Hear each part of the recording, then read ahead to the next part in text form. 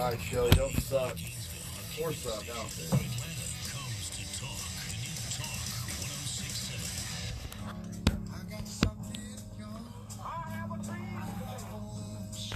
Americans are dreamers too.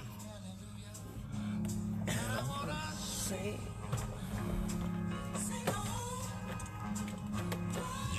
Shelley Winter.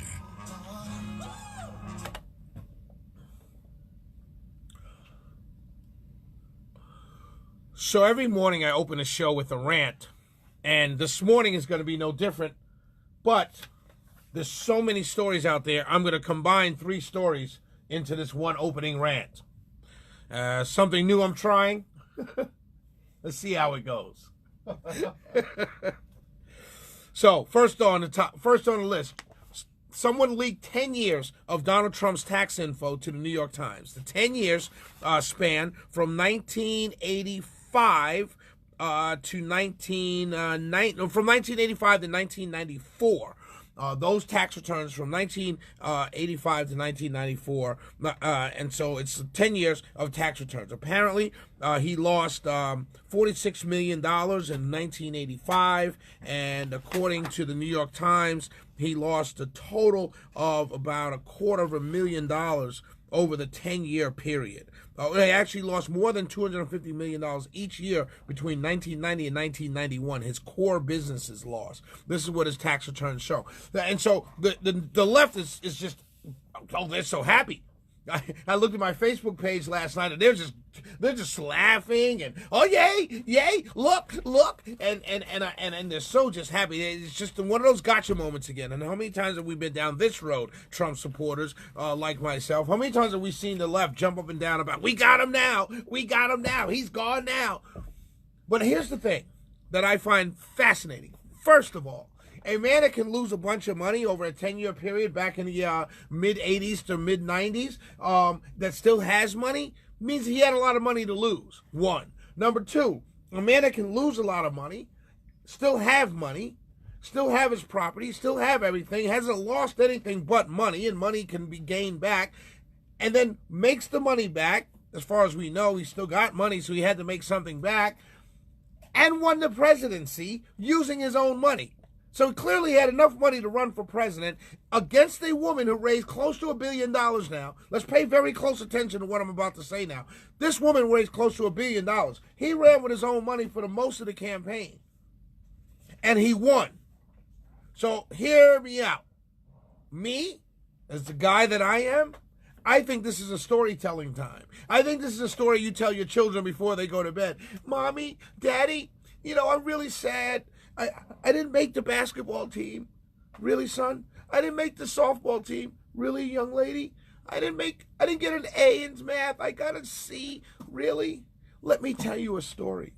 There once was a man who lost hundreds of millions of dollars over a 10-year period, but he gained it all back, and he grew his companies even further after losing the money, and he kept fighting, he kept trying, and then one day he woke up and he says, I'm going to run for the most powerful man, I'm going to run for president of the most powerful country in the entire world. I've never been a politician. He'd never been a politician before, and he ran and he won. He beat 16 people first, and then he beat a person who'd been in office, been in politics for 30 years. Really, Daddy? So I can really get an A next time on a math test? Of course you can, son. You mean, Daddy, the next time I try out, if I just work hard and try hard, I can make the baseball team? Of course you can, son. That's the storytelling time. Trump's taxes. And it also proves one other thing. You know how the Democrats are telling us all we need to see Trump's taxes because it's going to prove whether he had ties to Russia? That's the reason why the Democrats are trying to subpoena his taxes from the Treasury Department, right? You heard that. They said it. This is why we want his taxes, so we can make sure he's not under the finger of Putin because he owes him money or he's had business ties with Putin, so he's under the control of the Russian government, right? That's what they said.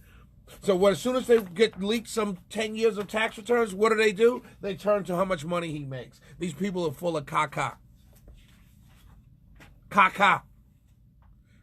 Second story, Pete Buttigieg. He was in South Carolina 2 days ago. 2 days ago. I want to tell you, the 2 days is going to be relevant in just a second. Pete Buttigieg was in South Carolina 2 days ago. He said America was never as great as advertised. Let me tell you something. Whenever people tell you, this is a big question that happened during 2016 to me. Shelley, how can you say America was great or make America great again? When was it ever great? Well, let me tell you. What they're going to say, you got to listen to what they say first. So here's how you have this argument with people that say, when was America ever great? Or a guy like Pete Buttigieg, when they say America was never as great as advertised. Here's what you do. Okay, tell me why you say that. They will say, well, what about slavery? Then I would say, well, America was great when it eradicated slavery. Then they'll say, well, what about when women couldn't vote? Well, America was great when they allowed women to vote. And then they'll go on and on and on about all the negative things in American history, and you'll go on and say, well, when they stopped that, it became great, right? Wasn't it a great thing that they did? Like, yes, America enslaved people, but they freed those people, and they eradicated slavery. They encoded it in law that it was illegal to have slaves. Now, that's a great time in American history, isn't it? Let's make America great like it was then. That's what it means. But this guy comes along, a gay man who has every right to marry his husband. A gay man who has a right to marry his husband, encoded in law in many states around this country, says America was never great as advertised. Do you know this man would have gotten burned at the stake 50 years ago? If he came out as the Indiana? South Bend, Indiana? They had the Klan in Indiana. I'm sure they didn't put up with people like Pete Buttigieg back in those days. I'm sure Pete Buttigieg of the world would not run around with their husbands kissing in public in Indiana.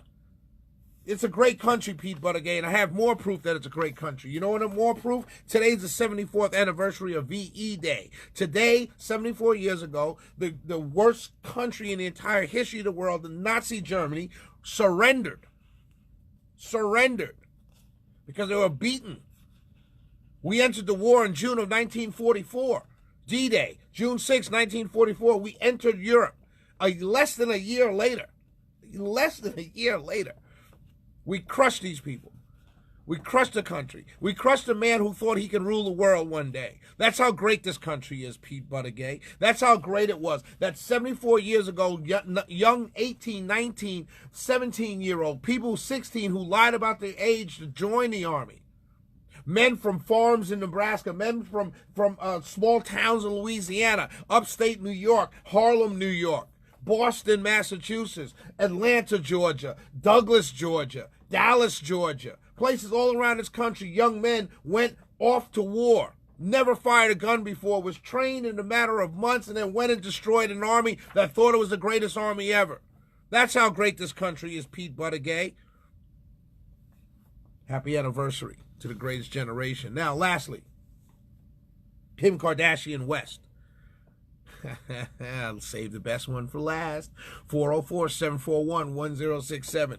She's released. She's helped get released 17 people. That's 17, ladies and gentlemen. 17, not 16, not 15, not 2. 17 people in 90 days. This woman has helped get released. So I posted on my Facebook, for those who follow me on Facebook, I posted on my Facebook page a quote, and I basically said, an opinion, it's a quote, it's my quote, but it's an opinion. I posted on my Facebook page, I said, Kim Kardashian, Kim Ye, I actually said, Kim Ye is that slang term they use for Kim Yeezy.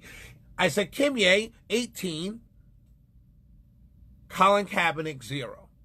The reason why I said that is because, here's the point, what has Colin Kaepernick actually done?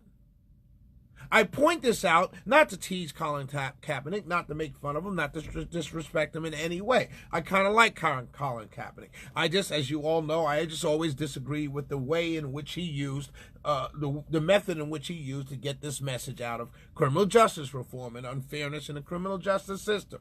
Nothing personal against him. I thought it was a bad PR move. But the point I was trying to make is Colin Kaepernick is revered. They've got murals in urban communities all around this country of Colin Kaepernick, his face and his number, his jersey. Blackish, the TV show, did an episode saluting Colin Kaepernick. People salute him in song. This guy's an urban hero all across the country. Maybe rightfully so. I disagree. But here's an urban hero, Kim Kardashian. 18 people have been released from jail because of her relationship with Donald J. Trump, because of her husband's relationship with Donald J. Trump. 18 lives have been changed. How many lives did Colin Kaepernick save by kneeling? Not a single one. Oh, but Shelley, he's invested in Know Your Rights camps. Know Your Rights camps? Why do you need to go to a camp to know your rights? Why aren't you learning that in school? Wouldn't that be a hit against the school system? Oh, sorry, Shelley, is that the same public school system that we don't want to change? They should learn their rights in the public school system? Of course they should learn their rights in the public school system. Wouldn't that be when you teach American history? Oh, you can't teach American history in the public school system because America was never great. So why would you teach American history? So let's send them to a camp where a guy that just made $80 million off the backs of people who support him from a sportswear company is investing in Know Your Rights camps. How ridiculous does all that sound? It sounds utterly absurd. Kim Kardashian should have murals painted all across the country in urban neighborhoods on empty lots, just like Colin Kaepernick. As a matter of fact, if I was a spray paint artist, I would go over his visage and cover it with Kimye. It's the Shelley Winter Show on the New Talk 106.7. It's time to go to the Haviland Express Loop Traffic Center with my brother, Matthew Dorr. He is now within reach in the